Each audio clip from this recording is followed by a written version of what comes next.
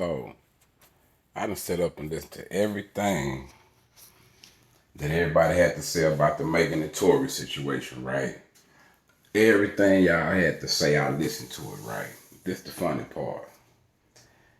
Did nobody tell me about the transcript? Except for academics. When academics said something about the transcript, hey man, Megan went off and say the nigga was lying on her. They ain't released it yet. Okay, Megan, they released it now. Now we see that your friend Kelsey is the one that had gunpowder on her hand. So you can talk about this with Gail. You can get all on TV lying. This is what I'm saying. I love my black women, but hey man, some people not right. You can get on TV with Gail. You can say what you want to say, but y'all got a gag order on Tory, so he can't say nothing. Matter of fact, Tory got in trouble for speaking on this same shit that he's not allowed to speak on, but you could speak on. But this transcript speaks volumes, man. I'm sorry, y'all. Ain't no Me Too movement for Megan, man. This bitch, man, this girl is lying, man.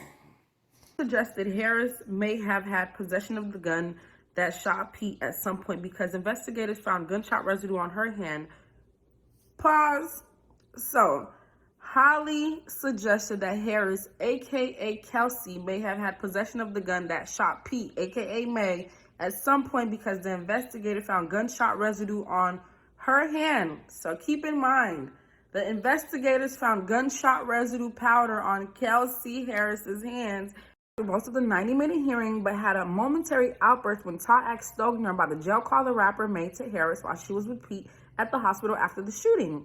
So in layman's terms, this says, TORYLANEZ was quiet for most of the time of the 90-minute hearing up until the moment where Stogner recalls the moment that he made a call to Harris, aka Kelsey, while she was at the hospital with Meg. Now keep in mind, this was never revealed to the public that Meg and Kelsey ended up being at the hospital together before Kelsey ended up going to jail or being arrested. She was at the hospital with Meg. Megan recounted the exchange to LAPD detective Ryan Stogner after the Alone at Prom rapper, born Daystar Peterson, aka TORYLANEZ, allegedly pointed a semi-automatic 9mm handgun at her and opened fire in the Hollywood Hills on July 12, 2020, Stogner testified. The detective said he was assigned to the case 2 days after shooting and interviewed the Savage singer born Megan Pete, aka Megan Thee Stallion, over the phone on July 16, 2020, and again on November 12, 2020. As she exited the vehicle, she heard Mr. Peterson yelling obscenities at her, and he stated, "Dance, bitch," and he began firing a weapon at her, Stogner said.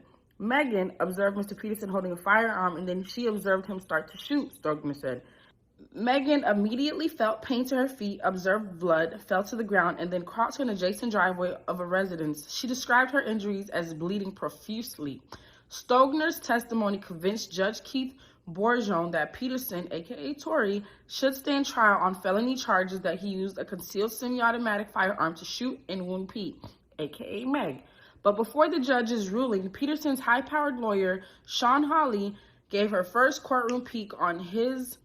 Hawley grilled Stogner over his interview with Pete and pieced together an alternative narrative alleging Pete became involved in some type of physical altercation with Kelsey Harris, her friend and former assistant, inside the black Cadillac Escalade leading to the shooting. Hawley suggested Harris became jealous after Peterson claimed in the car that he and Pete had slept together. Hey, Meg, tell you at some point that the argument in the car escalated when Tory revealed to Kelsey that he was in an intimate relationship with Megan, Hawley asked.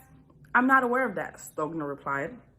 "Do you remember her saying that Tory bringing that up created, in her words, drama because Meg knew Kelsey had a romantic interest in Tory?" Hawley pressed the detective. AKA Meg, tell you at some point that the argument in the car escalated when Tory revealed to Kelsey that he was in an intimate relationship with Megan, Hawley asked. "I'm not aware of that," Stogner replied. "Do you remember her saying that Tory bringing that up created, in her words, drama because Meg knew Kelsey had a romantic interest in Tory?" Hawley pressed the detective.